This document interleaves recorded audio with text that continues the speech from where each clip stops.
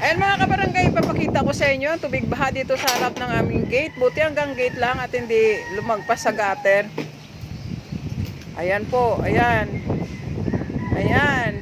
Mataas po yon, mga tuhod yan.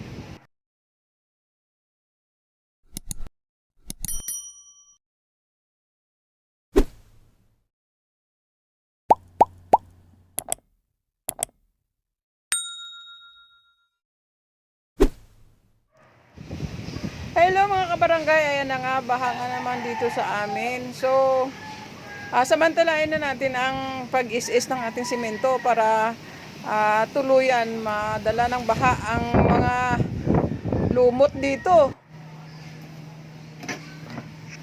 So, ayan na nga po, double time po tayo dahil ngayon Lunes, medyo hindi pa nakaalis si Uwan sa ating Pilipinas.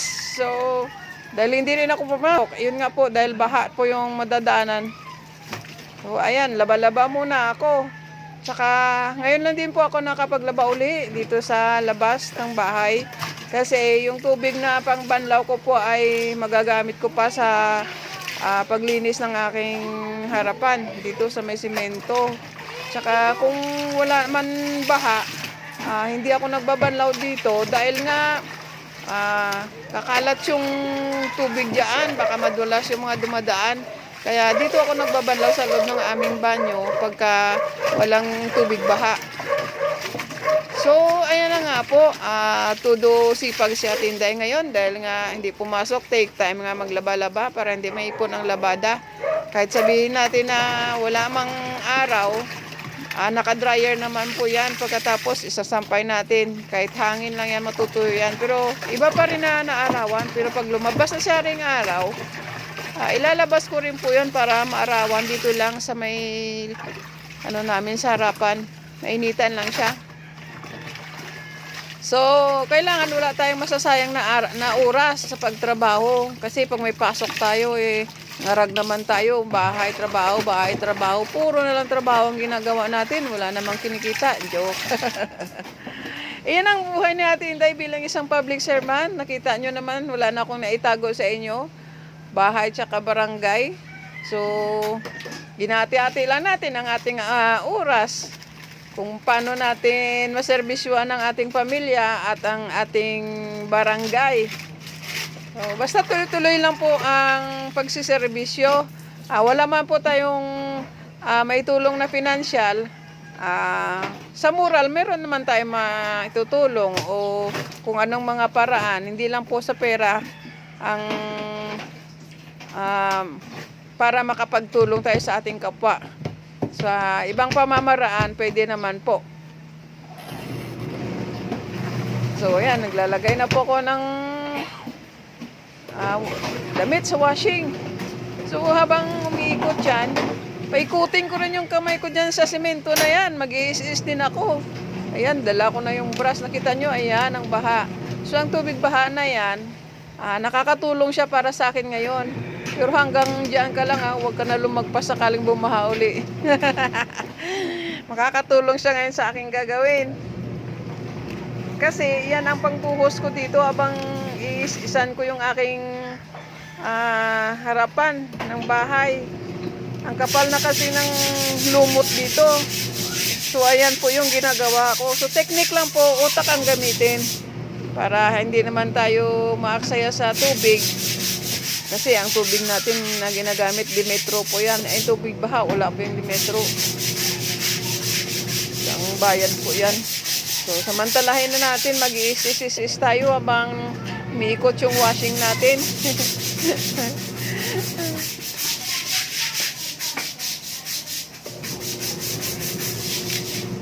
Hello. Pa-hi-hi ka pa dyan. So, habang nag-iisis ako, nais ko muna babatiin ang aking ka-team JG Kulit sa pamumuno ng aming founder na si Ma'am JG Vlogs. Ma'am, magkapagaling po kayo kasi kayo lang po yung ang takbuhan namin ng mga taga-team JG Kulit. Parang nalungkot din ako na ilang araw na nasa ospital po kayo at salamat naman po mabilis po yung pagka-recover nyo. At naway tuluyan na po na gumaling. At magsisimula na naman po tayo ng yug-yugan na, kantahan na. So, ayan po, ang ginagawa ko, double time talaga. Ano lang, diskarte lang sa buhay. Para double time tayo sa trabaho. Mahirap din, ano? Ganyan, no? Kuha kaya ako ng balde mamaya. Para mabilis. Balde na pang buhos.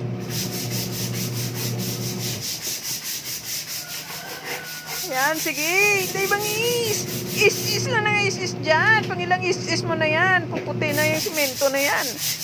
Pero alam nyo guys, ang gagawin ko mamaya niyan, yung pinagbabanlaw ko na tubig, ibabanlaw ko rin dyan sa simento na yan, sa sahig, para malinis din po. Kasi winawalisan ko nga yan ng parang loob din ng bahay namin. Winawalisan ko rin yan ng walis tambo. Para walang ano, kasi yung alaga kong dalawa dyan nagpapasyal minsan dito sila sa labas para malinis naman ang paa nila. So yan ang technique ko, double purpose na rin na dito ako naglalabas sa labas.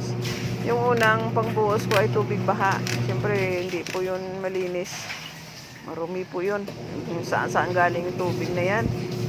So yan muna yung unang pangbuhos natin sa mga makakapal na lumot. Ibig sabihin, healthy yung lupa dito kasi nilulumot kahit may simento na. So yan, tuloy-tuloy lang po tayo sa paglinis. Tapos laba. Linis, laba, linis, laba. Ganun lang talaga.